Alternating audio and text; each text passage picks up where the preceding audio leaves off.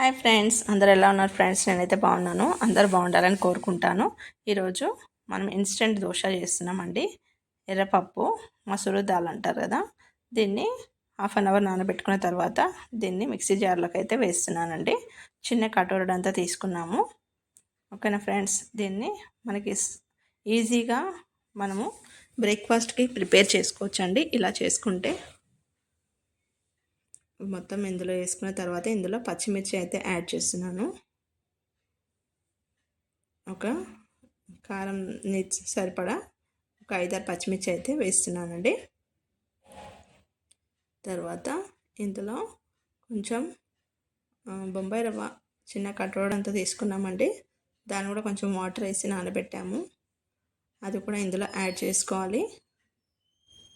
అది కూడా యాడ్ చేసుకున్న తర్వాత ఇంకా వాటర్ ఏం వేయట్లేదండి. ఇప్పుడు రవ్వ వాటర్ ఉంటాయి కదా, దాంతోనే మనం మిక్సీ పట్టేద్దాం. కావాలంటే కొంచెం వాటర్ యాడ్ చేసుకోవచ్చు. తర్వాత కన్సిస్టెన్సీ చూసిన తర్వాత కొంచెం ఉప్పు అయితే వేస్తున్నాను. కావాలంటే మనం అల్లం ముక్కలు కూడా యాడ్ చేసుకోవచ్చు. నేనైతే యాడ్ చేయలేదండి. దోశ అయితే వేసాము. ఇలా ఈజీగా వస్తుందండి మనకి దోశ అనేది. రెండు వైపులా మనం కాల్చుకుంటే టేస్ట్ కూడా చాలా బాగుందండి. మనకి చట్నీ లేకుండా ఇలాగే తినేయచ్చు. ఓకేనా ఫ్రెండ్స్, ఇంకా వేడైనాక ఇలా దోశ అయితే వేసుకున్నాను. ఈజీగా అయితే మనకి తీయడానికి వస్తుందండి. దీనిపైన మనకు కావాలంటే పచ్చిమిర్చి, ఆనియన్స్ ఇంకా ఏమైనా కావాలంటే అవి యాడ్ చేసుకోవచ్చు. ఆయిల్ వేసేసి రెండు వైపులా ఫ్రై చేసుకుంటే సరిపోతుందండి. ఎంతో టేస్టీ దోశ అయితే ప్రిపేర్ అవుతుంది ఇన్స్టెంట్గా. ఓకేనా ఫ్రెండ్స్, మనకు ఎలా కావాలంటే అలా చేసుకొని తినవచ్చు. ఈజీ ప్రిపరేషన్ అయితే చూపించాను.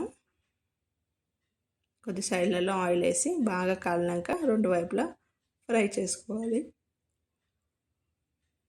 చూడండి, చూడడానికి కూడా బాగుంది. టేస్ట్ కూడా చాలా బాగుంటుందండి. ప్లేట్లోకి అయితే తీసుకున్నాము. ఇంకో దోశకి ఆనియన్స్ వేసేసి కాల్చుకుంటున్నాము.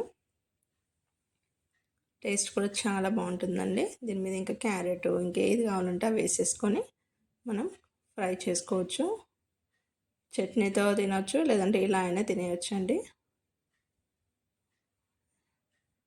బ్రేక్ఫాస్ట్కి అయినా బాగుంటుంది. వీడియో నచ్చితే లైక్ అండ్ షేర్, సబ్స్క్రైబ్ అండి. Thanks for watching. మరొక వీడియోతో మీ ముందుకైతే వస్తాను. Take care.